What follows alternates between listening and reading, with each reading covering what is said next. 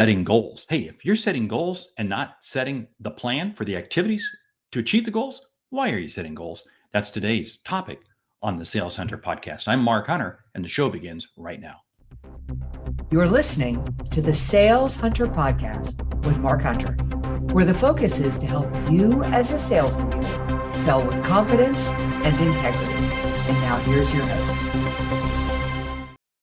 Hey, I'm pleased to say that this show is brought to you, sponsored by the folks at RapidScale. It's exceptional technology powered by exceptional people. Hey, join the sales team at RapidScale, part of the Cox family of companies and a leader in managed cloud solutions. You can learn more by going to rapidscaledjobs.com. I'll tell you more about it later on in the show. Hey, let's talk right now about why are you setting goals and leaving it at that? It's that time of year where we all set goals, right? I get it, but what's going to be the activity? What are the activities you need to achieve, you need to be doing to achieve the goals? You see, too many times what happens is people focus in on the goals, but they never really break down the plan. Now, it's easy to sit there and say, well, okay, I got to achieve X amount of volume or X amount of business, X amount of revenue, so I need X amount of customers. That's not even close. What are the activities that you got to do to get to those customers? In other words, you got to understand what is your sales process and what is your time management and what is the marketplace doing. Those are the three critical pieces you got to take a look at. Let's break them all down right now. Let's first of all start with the marketplace. What's the marketplace saying? What's the marketplace? What is the feeling out there in terms of where your competitors are going to be, et cetera? That's just kind of a macro piece. I don't get too hung up on it. But then I want to understand time management. Because again, what is going to be the level of focus that you have in your time? Now, it's easy to sit there and say, oh, I got plenty of time because, hey, we haven't even started the year yet, right? I get it. Wrong. Because again, you've got to say, how am I going to achieve my budget? How am I going to achieve my quota by the start of the fourth quarter? I always say the start of the fourth quarter. Why? Because I need a buffer zone. And oh, by the way, top performers, and I hope that's you, don't just go for average and just achieving quota, which too many salespeople don't even achieve that. But I want you to go past it. So this is why I say I want to build my plan around to get to my number by the start of the fourth quarter. Minimally, it's by really about November 10th. Because after about November 10th, things get kind of wonky out there. The marketplace doesn't behave normally unless you're in kind of not an abnormal, but a unique industry where there's a tremendous amount of year-end business. What I want you to focus in on are the activities. So we'll say that to get to X amount of dollar revenue to make your quota, you need to have X amount of customers. Great.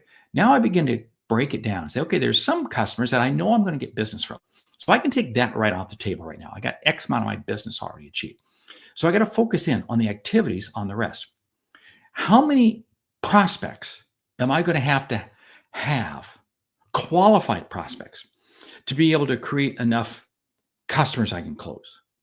Now, to get to qualified prospects, I've really got to go further upstream and go to suspects. How many suspects? Which really, those are just people I'm talking to really see if they even qualify. And guess what? To get to that, I got to have names. I got to have leads. You see, I got to be breaking this all down, but then I've got to break it down further to say how many sales calls am I going to have to make? Because we'll say I start off with 1,000 leads. I know I need 1,000 leads. Okay. And if I have 1,000 leads, I'm going to be able to get 500 suspects. In other words, prospects that I'm going to qualify. But out of that, I only wind up with, we'll say, 200 prospects. Now, out of those 200 prospects, I'm really only able to get to maybe 100 that I can really get into a real solid sales process with. And out of those 100, maybe there's only 25 that I can actually close. Okay, now that works if all I needed was 25 customers. But if my average sale per customer means that I need 50, guess what? I got to go upstream and I need twice as many leads. It is absolutely imperative that you break it down, because then you got to take that and now lump it into your time. What do I mean by my time? Because it may be simply this. It may say that, look, it requires on average 8 sales calls to take somebody from qualified prospect to customer. Okay, 8. And how long does that take? Does that take 2 months? Does that take 8 weeks? Does that take 3 months? And by the way, I got to go from prospect or from qualified prospect to suspect. How long does that take? Does that take 6 weeks? And how long does it take to come from lead to suspect? Does that take maybe 2 weeks? That's usually a shorter period of time. But then how long is it going to take me to develop those leads? And what's the process? You see, what very simply happens, and this is why salespeople get behind, because they haven't thought through their activities. I want you to break down each of your activities. The key is to focus in, not on your entire business. Focus on the incremental business that you know you're not going to get by way of repeating. Now, I glossed over this at the beginning. I want to come back and just add this here at the end.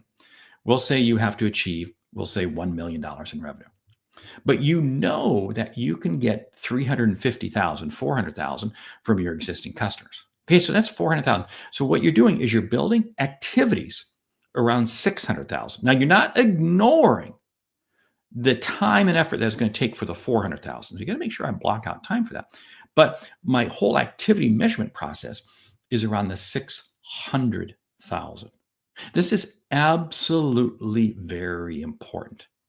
Because when I understand that, then I can begin to understand activities. Hey, I want to come back and talk about RapidScale.